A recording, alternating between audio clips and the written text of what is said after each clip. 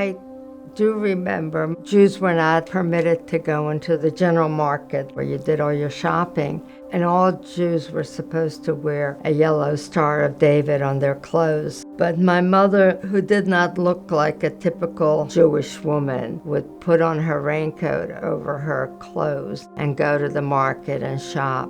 And I do remember standing at the window, and I kind of knew that if somebody recognized her, I would never see her again.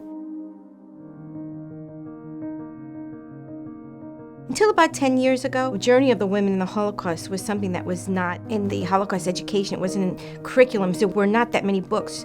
There was this whole segment of Holocaust survivors, women. Their journey was particularly gruesome and hideous because they had the children with them.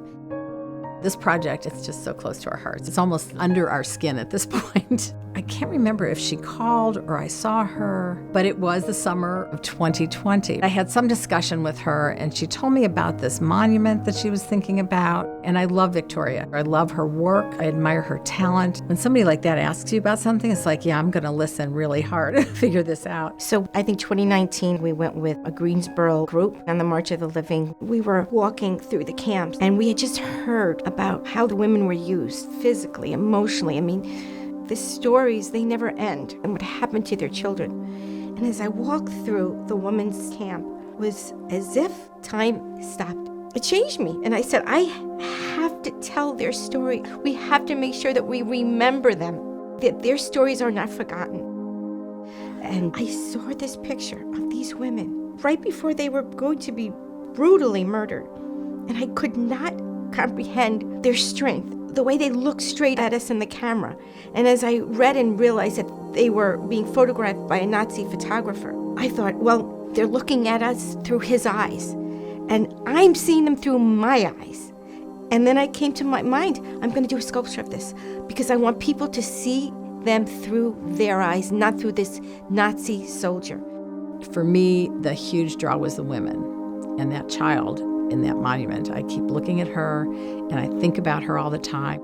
Victoria always says, which one do you identify with? I don't necessarily identify with her, but I think about how incredibly frightening it was for her. And then I think about all the children that were impacted and all the children we lost.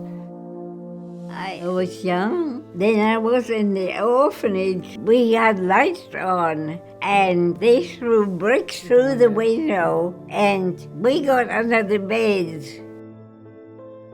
This sculpture is a piece of public art that has the community involvement. Not only did the community of Greensboro accept this to be put in their premier park, it took the community, the leaders, to want a Holocaust memorial site. Of all the places I've lived, this is the perfect place for it. We are a social justice city. You know, we're not perfect, a lot of things to work on, but this is the place it should be.